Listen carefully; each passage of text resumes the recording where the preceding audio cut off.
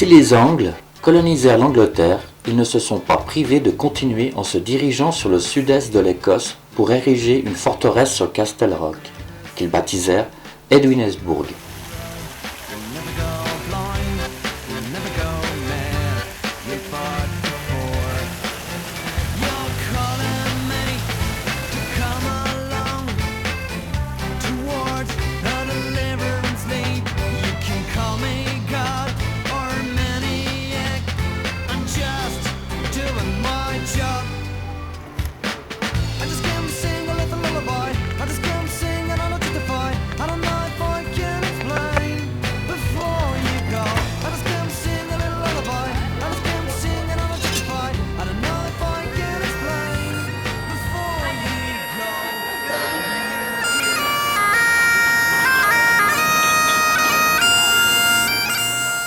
Édimbourg se distingue par ses constructions du XVe siècle, ses joueurs de cornemuse, sa communauté gaie, très dynamique et son charme multiculturel.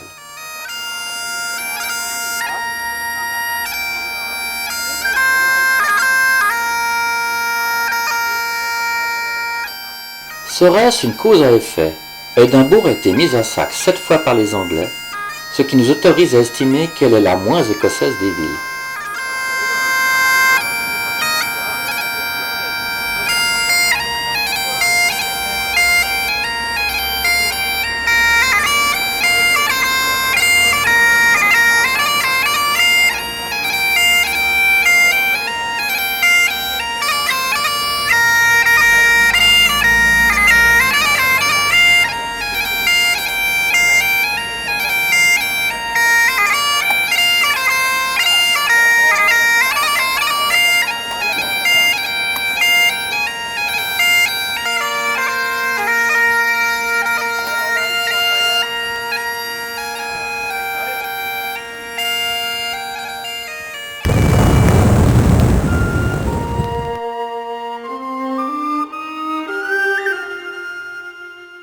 « 850 ans avant Jésus-Christ, Castle Rock devait attirer les premiers habitants, certainement en raison de sa position géographique qui autorisait une défense naturelle. Puis les Scots s'y établirent en 1500 et fondèrent le royaume de Dalriada. L'enceinte de la ville fut construite une cinquantaine d'années avant.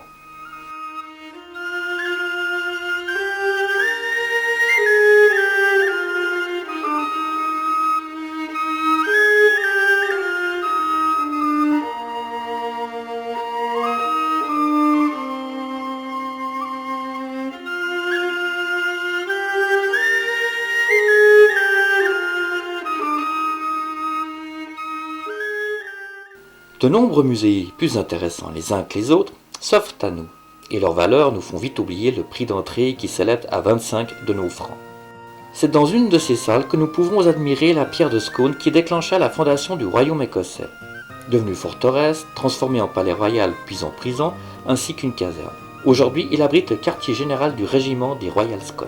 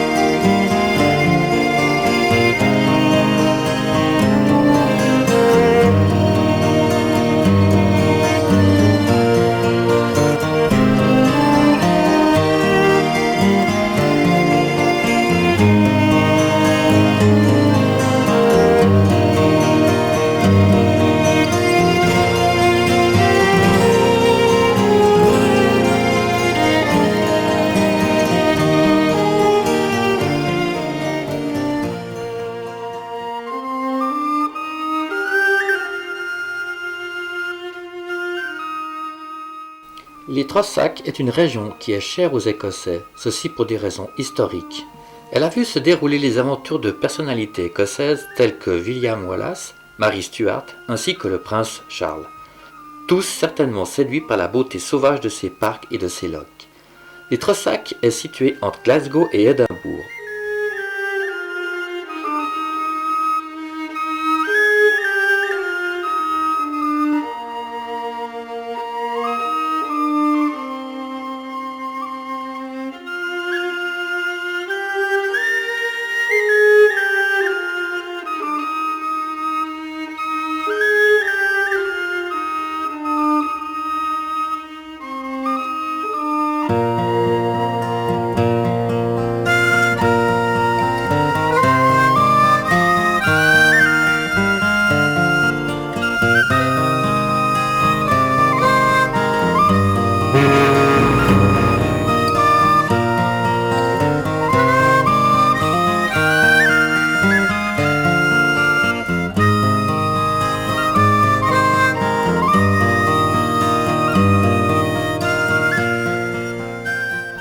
Autre légende, celle des dames vertes et des fantômes qui hantent depuis des siècles les châteaux écossais.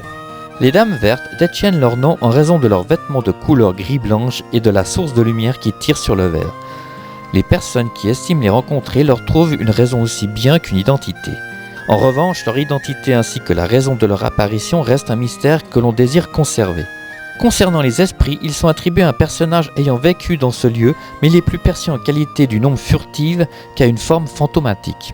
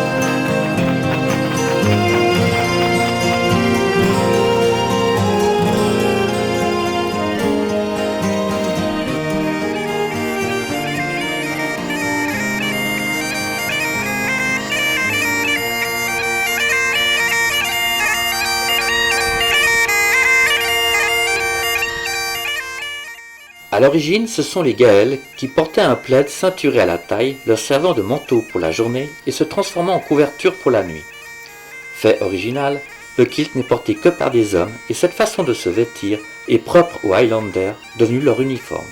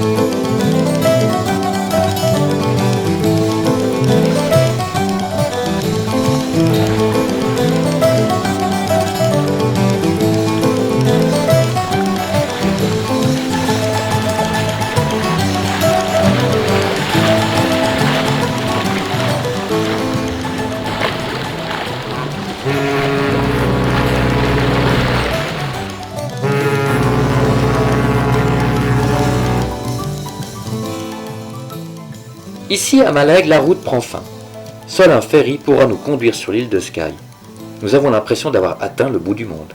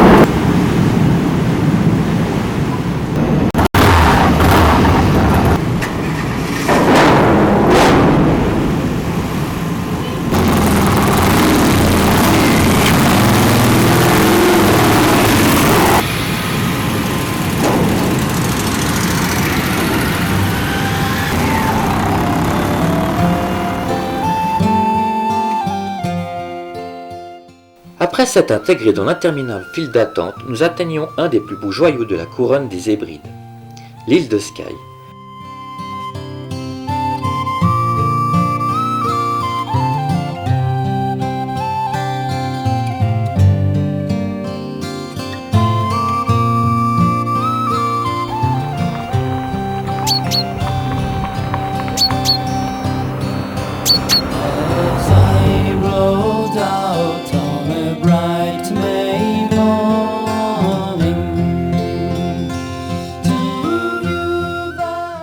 Le haggis est une panse de mouton farcie, avec son arôme d'herbes, d'épices, d'oignons, le tout enveloppé dans une panse de brebis. Le haggis est traditionnellement servi par le Burns Night. Il est accompagné de purée de pommes de terre et de rutabaga, voire aussi de navets. Si ce plat ne semble pas engageant a priori, ceux qui l'ont goûté semblent satisfaits, ce qui n'a pas manqué de nous rassurer. I took off my hat and I did salute her. I did salute her most courageously. When she turned around, well, the tears fell from her, saying, "False young man, you deluded me." I died.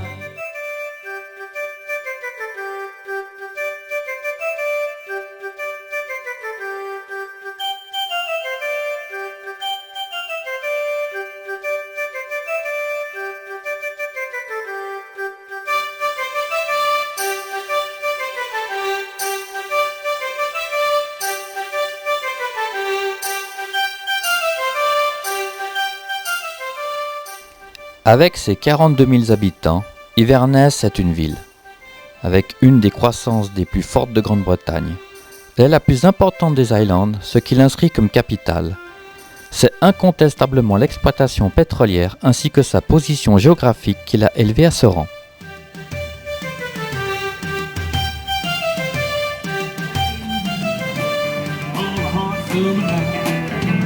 She can make a country boy's dream come true. She says she won't, but you hope she might. Daddy Greta, Mississippi. Who's gonna love a poor boy?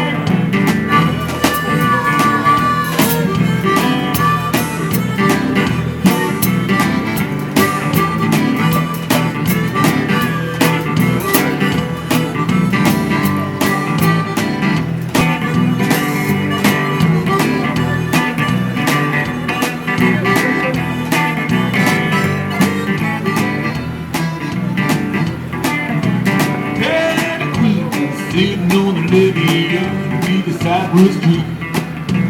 Sweet little thing, well, she got here when she stole my heart from me.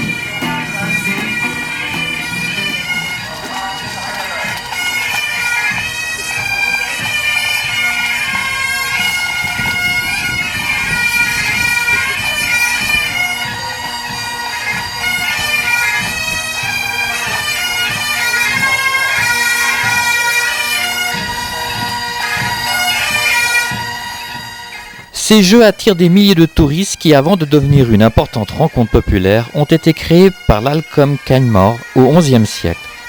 Sont autorisés à entrer gratuitement les enfants ainsi que les porteurs de kilt, ceci afin de voir ici qui porte la culotte.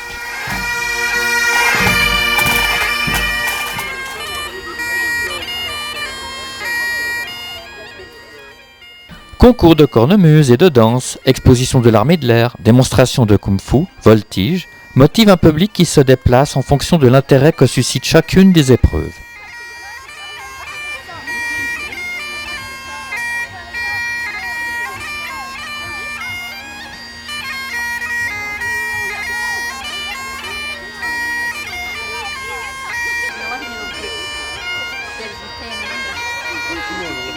That's a different group. It's two different groups there.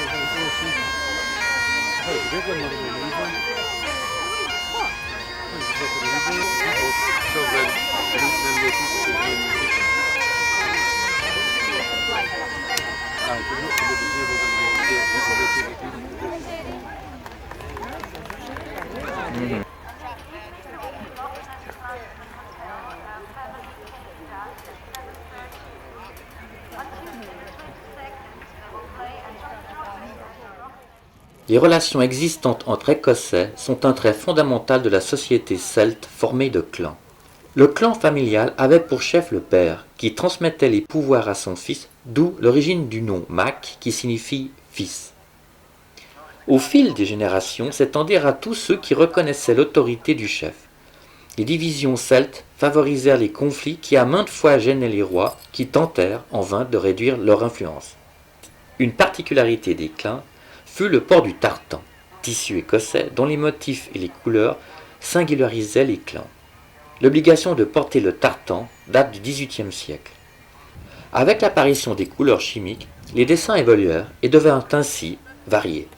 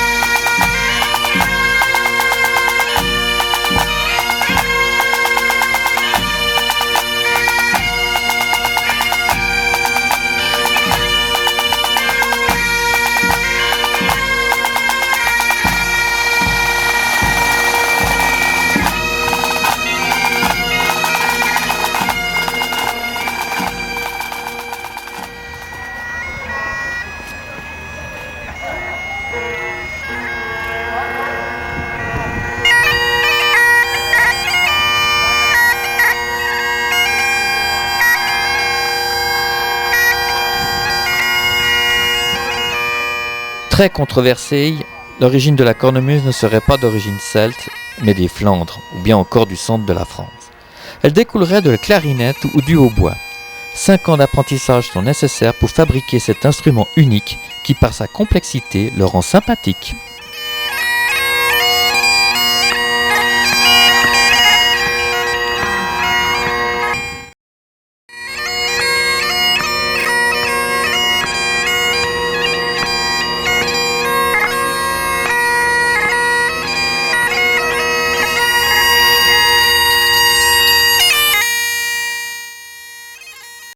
Au début du XIe siècle, les chefs de clan organisaient des combats en choisissant leurs messagers et leur grade de corps parmi les vainqueurs.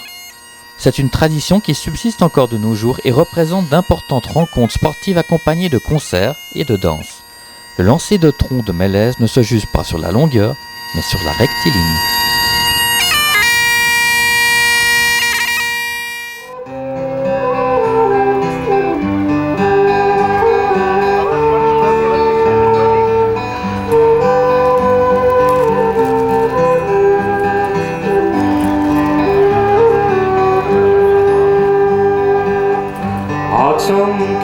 to Abergele, with colours fair to view.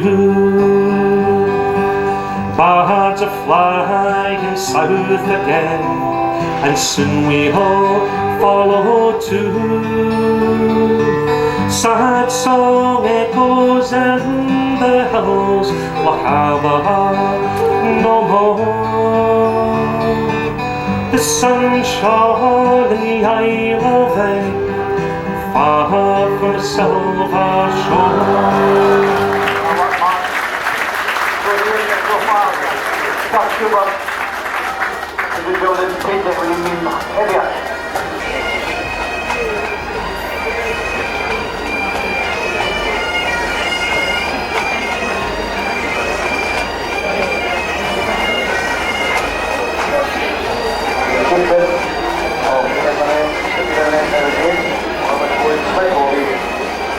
Taking the final march pass.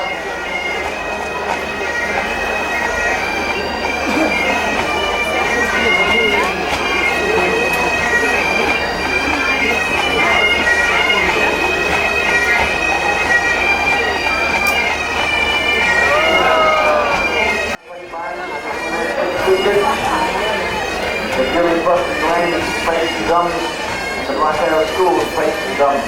Del Media was really well, that's the big to lead the field now from the Chieftain.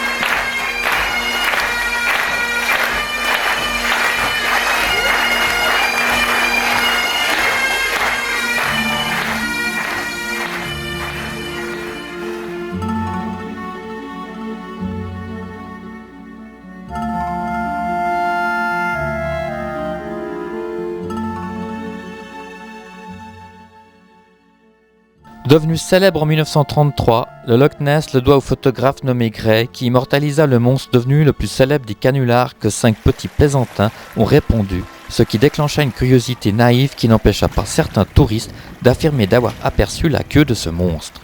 Ainsi les légendes se créent, développant un fructueux commerce tout en motivant des scientifiques ne pouvant que constater l'incrédulité humaine.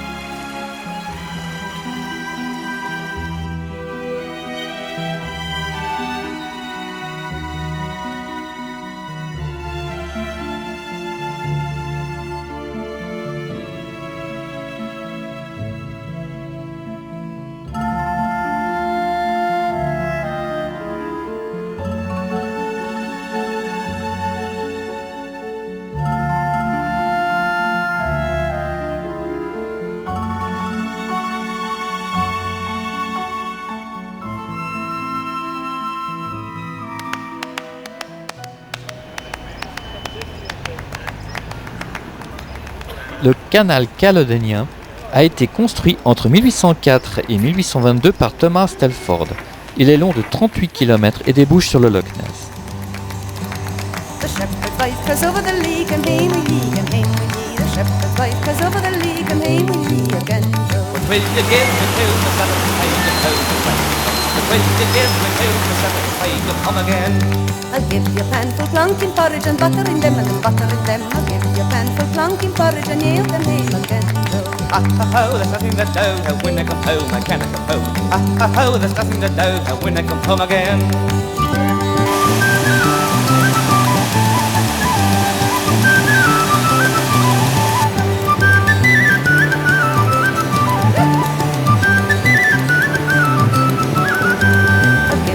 couple toddle up and yield can him and yield can him. I'll give you a couple toddle up and yield can him again. Oh, there's nothing to do when I come home, I can't come home. Oh, there's nothing to do when I come home again. And I'll give you hen with ball and a pen and yield can him and yield can him. Give you hen with ball and a pen and yield can him again. Oh, there's nothing to do when I come home, I can't come home. Oh, there's nothing to do when I come home again.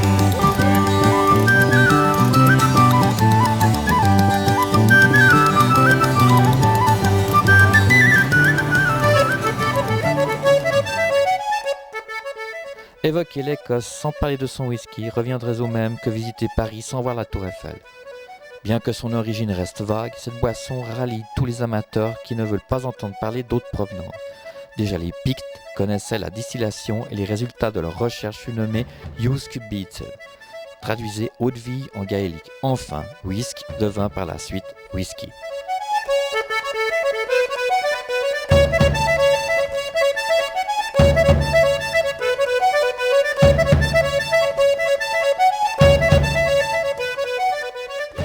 L'orge, une eau fraîche et limpide infusée et filtrée par un sol de taupe sont les ingrédients. Le savoir-faire fera le reste.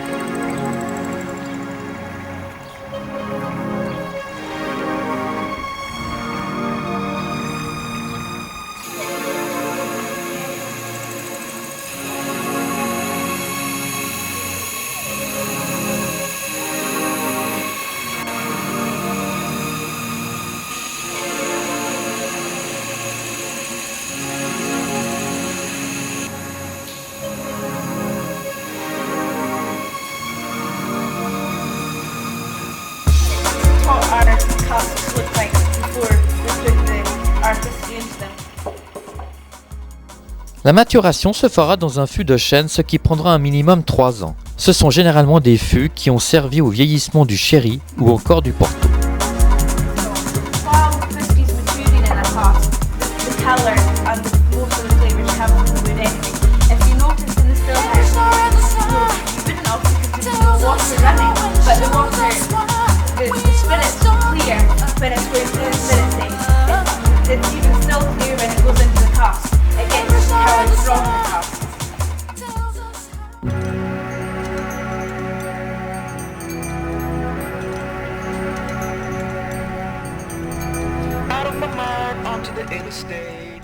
De 1965 à 1975, Macallan a vu le nombre de ses alambics progresser et de passer de 6 unités à 21. La production complète vieillit dans des fûts de sherry oloroso et vendue sous forme de single malt. Quant au reste, il est destiné aux assemblages de Famous Grouse, Cutty Sark, GB, Chivas Regal, Lynx Supreme ainsi que le Ballantines ou encore Long John's.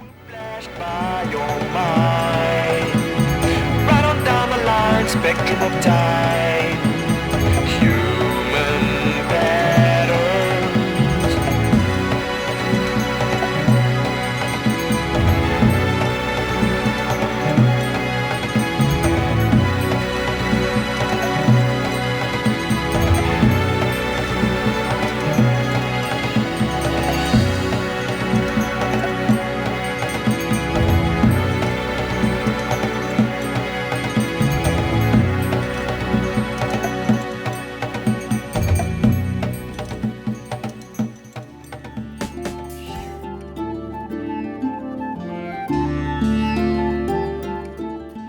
L'écrivain Robert Louis Stevenson rendit hommage à Talisker dans le poème intitulé « La reine des boissons telle que je la conçois ».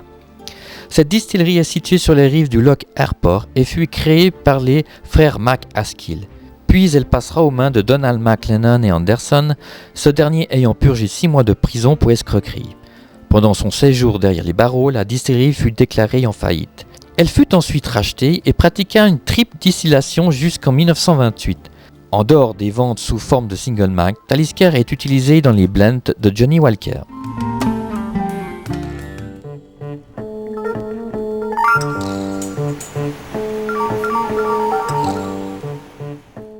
Les premiers documents officiels attestant la distillation Edradour datent de 1837. Il semblerait qu'en 1825, plusieurs agriculteurs se sont associés afin de limiter les frais de produire légalement le whisky. Le succès aidant, la vente fut décidée en 1841. Avec ses 3 employés qui y travaillent à plein temps, Edradour peut se targuer d'être la plus petite distillerie d'Écosse.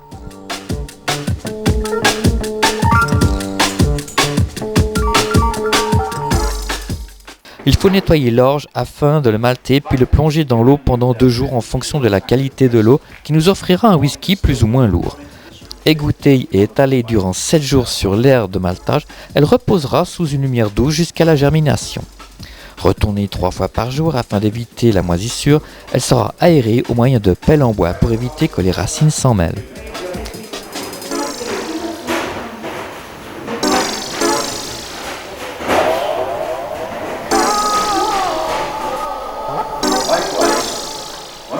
First distillation here, and the spirit was boiled off. What's left in the bottom is not beer.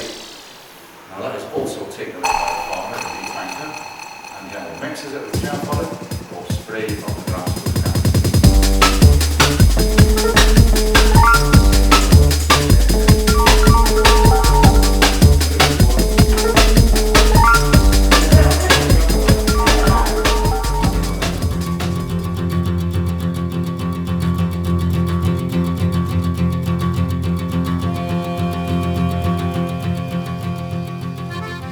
C'est ici qu'en 846, Kenneth MacAlpine fonda Celtic Alberta, la capitale du royaume unifié des Scots et des Pictes. Les rois d'Écosse verront leur intronisation sur la pierre de la destinée, plus connue sous le nom de pierre de Scone.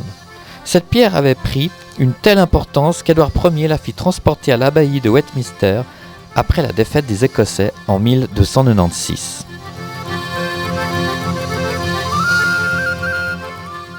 En l'espace de 700 ans, le château de Blair a connu un développement sous son occupation qui l'offre aujourd'hui un aperçu unique sur l'histoire de l'aristocratie. La plus importante des tours date du XIIIe siècle, le reste de l'édifice ayant été construit entre le XVIe et le XIXe siècle. 32 salles sont ouvertes au public depuis 1936 et l'on peut admirer les somptueux ameublements conservés depuis l'origine appartenant au duc d'Atholl. En 1869, 3 squelettes furent découverts lors de la construction du nouveau corps de garde devant remplacer la prison. Ils ont certainement été tués lorsque le jeune comte d'Atholl voulut reconquérir le château au nom des royalistes. Bien que considéré peu convenable, le prétendant de la fille du comte de Sutherland fit enfermer cette dernière au grenier afin de ternir la fougue amoureuse, mais rien n'y fit. Elle tenta de s'enfuir à l'aide d'une corde qu'elle lâcha lorsqu'elle aperçut son père qui lui fut fatal. Depuis, elle hante les étages supérieurs, ce qui ajoute un fantôme de plus dans ces lieux. En 1889, un fait troublant inquiéta les Brodys, alors propriétaires du château. Absent pour un voyage en Suisse, le comte avait fermé son bureau et caché la clé. On entendit la nuit des murmures ainsi que des pages que l'on feuilletait. Vu que le comte avait exigé que l'on ne pénétrât pas dans son bureau pendant son absence et que la clé restait introuvable, personne ne put pénétrer dans le bureau cette nuit-là. L'Hélène Donan Castle tire son nom de l'île de Donan. Il semblerait que tant qu'il y aura à l'intérieur un macré, il faudra exclure les Fraser à l'extérieur. Sur les rives occidentales du Loch Ness, on peut apercevoir les ruines d'Uncrair's Castle, construite au XVIe et détruit en 1692 par des troupes gouvernementales afin qu'il ne passe sous contrôle jacobite. Il fut témoin de nombreuses batailles qui s'y déroulèrent pendant 2 siècles.